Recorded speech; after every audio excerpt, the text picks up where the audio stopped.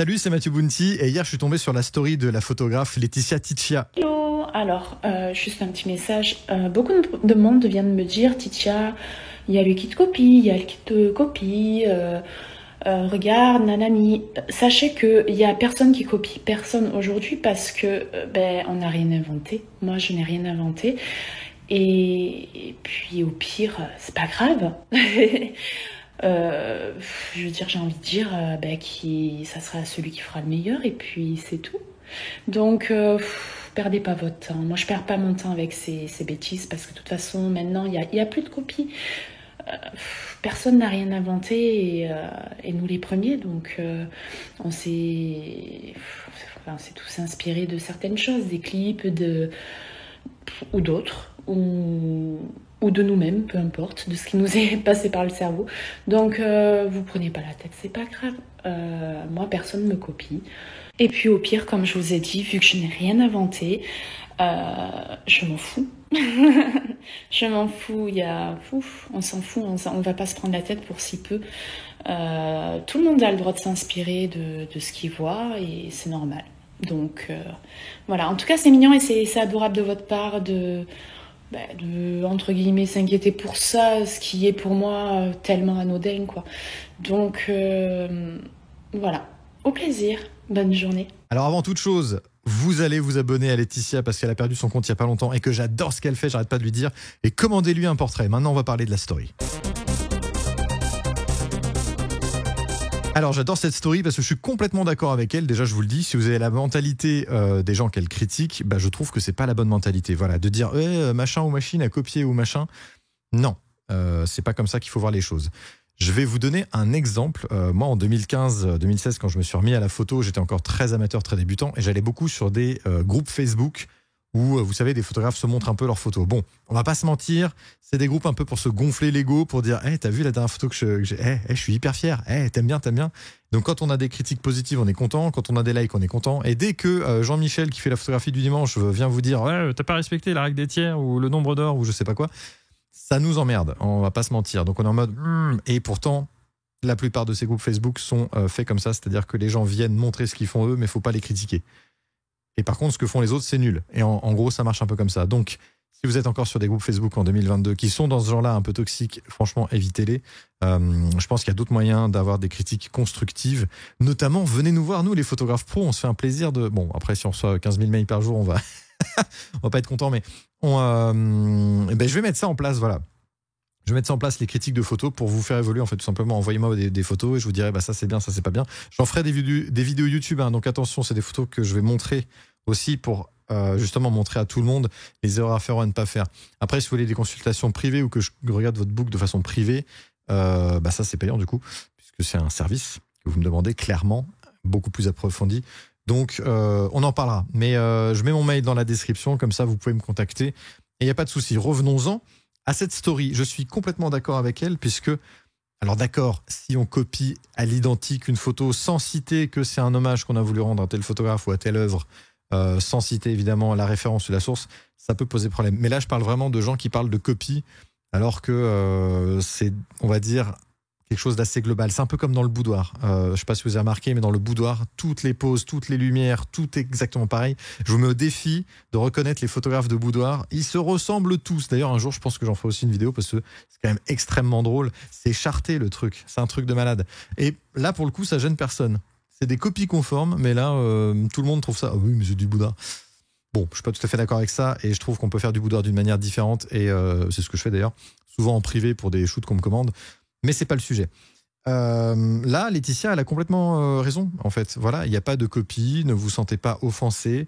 Et si jamais vous trouvez que quelqu'un vous a copié, eh bien, déjà, dites-vous que vous êtes un exemple, c'est plutôt cool. Mais surtout, ayez votre propre style. Voilà. Je vais revenir sur les pages Facebook, mais à une époque, ça m'avait fait rire parce que j'étais tombé sur un post où il y avait, vous savez, ce fameux shooting d'une femme nue dans une baignoire remplie de lait. Je sais plus s'il y avait des pétales de rose, mais peut-être. C'est un truc qui a été vu plein de fois, en fait. Donc, vous pouvez le faire, il n'y a pas de souci, mais c'est pas votre idée. Et j'avais vu en commentaire une modèle dire « Oui, cette modèle, elle a piqué mon idée. Moi, je devais le faire avec Bernard dimanche. Bravo, super, le plagiat, blablabla. » J'ai envie de dire, mais tout le monde l'a déjà fait, ça. Le shooting dans la baignoire de lait, c'est vraiment pas du tout original. Donc bon, hein, redescendez un petit peu. Le jour où par contre vous créez un truc de A à Z et que là on vous copie, là je comprends que ça puisse vous embêter. Et bah là, à la limite, déposer le truc à l'INPI ou je ne sais pas, mais mettez une signature à la limite, même si je suis plus trop fan des signatures, encore que je me pose la question. On en reparlera, ce sera un autre sujet aussi. Mais voilà, c'était juste pour dire que je suis extrêmement d'accord avec la story de Laetitia. Ça me permettait aussi de parler un petit peu d'elle. Et puis, puisqu'on est dans les exemples, vous pouvez aussi vous inspirer de ce que font les autres. De toute façon, c'est comme ça qu'on progresse. Et c'est ça aussi que je voulais dire. C'est que moi, j'ai beaucoup copié d'autres photographes, je le dis, pour m'inspirer de leur technique et voir un peu comment ils ont fait. Je me suis dit, tiens, tel photographe, comment il a fait? Et moi, c'est comme ça que je progresse, en fait. Je prends des exemples, des inspirations, j'essaie de les refaire à l'identique.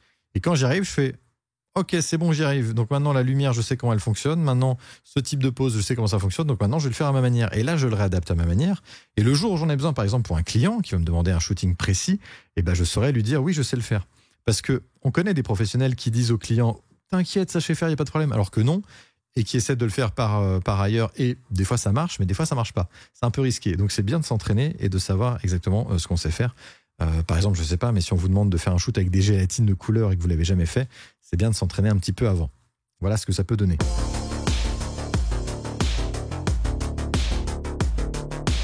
Toujours dans les exemples, en 2020, avec mon amie Alison Dumont, qui est une photographe de Lyon, on s'est lancé un défi tous les deux. On s'est dit, tiens, on adore les photographies avec des décors créés. Est-ce qu'on n'essaierait pas d'en créer nous-mêmes? On a trouvé une stagiaire qui nous a fait des super trucs aussi. On a bossé à 3 pendant une semaine complète au studio qu'on avait privatisé vraiment toute la semaine. On a monté des décors et on a fait des photos à mi-chemin entre le Turc et du David Lachapelle.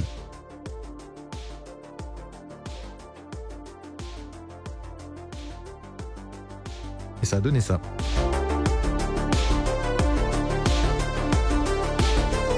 D'ailleurs, j'ai beaucoup de vidéos aussi que je dois monter là-dessus. Je sais, je suis en retard, mais il faut que je vous montre ce shooting. Il était incroyable. Le thème, c'était les bonbons. On a fait des bonbons géants et c'était très cool. Et là aussi, on pourrait nous dire que c'est du plagiat ou de la copie de Le Turc, par exemple. Eh bien, 1, c'est plus un hommage. 2, c'était une façon de voir comment on peut faire des techniques et comment on peut faire des très belles photos en créant ses propres décors. Alors, c'est très long. C'est vraiment un délire, mais à refaire, pourquoi pas, à l'avenir. Un autre exemple, je suis assez fan de Nat Sakura et dans son bouquin, j'avais vu une photo d'une modèle qui posait dans des ballons gonflables un peu en mode été, summer et tout. Et bien pareil, je me suis dit tiens, je vais essayer de refaire cette même photo un peu dans l'esprit, un peu dans le délire. Et je l'avais publiée sur Facebook, la voici. Et je l'avais publiée sur Facebook en mettant hommage à Nat Sakura. Voilà, pour qu'on m'accuse pas de plagiat ou de quoi que ce soit. Voilà. Et j'étais très très content d'avoir refait cette photo. Je me suis dit ça c'est cool, ça fait un peu photo de pub, j'aime bien. Voilà, c'était juste pour rebondir sur la story de Laetitia. N'oubliez pas de s'abonner à son compte, à son Instagram, au mien aussi, parce que ça me fait plaisir. Et n'hésitez pas à m'envoyer vos photos si vous voulez que je les critique. Et je ferai une vidéo bientôt. Parce que voilà, si vous voulez vous émanciper un petit peu des groupes toxiques Facebook, vous voulez qu'un vrai professionnel vous dise ce qui va ou ce qui va pas dans votre photo, n'hésitez pas à m'envoyer des photos. mathieubounty@gmail.com, je vais mettre l'adresse dans la description. Je pense que je ferai des vidéos là-dessus dédiées. Pauline Petit en fait déjà pas mal et ça fait longtemps que j'ai envie de le faire. Mais il faut que vous soyez conscient qu'en m'envoyant vos photos, alors envoyez-les moi et mettez-moi aussi dans le mail si vous voulez que je en parle sur YouTube ou si vous voulez que ça reste un peu privé. Parce que moi, l'idée, ce serait d'en parler aussi sur YouTube pour aider tout le monde, en fait, toute la communauté et dire bah, ça va, ça va pas. Et après, si vous voulez vraiment une lecture de portfolio complète juste pour vous, là par contre, c'est payant parce que c'est un service. Mais on peut en parler aussi en privé. Je fais ça volontiers pour vous dire ça va, ça va pas. Ça peut faire un book mode ou pas du tout. Voilà, je crois que j'ai fait le tour. Donc comme quoi, vous voyez, on peut parler de plus de 7 minutes sur juste une story. Il y avait beaucoup de choses à dire, mais ce qu'il faut retenir surtout, c'est que c'est bien de s'inspirer des autres. C'est bien d'essayer de copier leurs techniques pour voir comment ils ont fait et ça vous nourrit et c'est ça qui fait que vous évoluez. Mais après, c'est bien aussi de trouver votre style. Bah en fait, j'aurais pu faire ça en 30 secondes. mais j'aime bien parler, vous l'avez remarqué. Allez, à bientôt. Je sais que j'ai beaucoup de vidéos en retard, donc j'essaie d'être up-to-date, comme on dit, mais je vous souhaite une belle fin de journée. Et plein de photos. Surtout, lumière.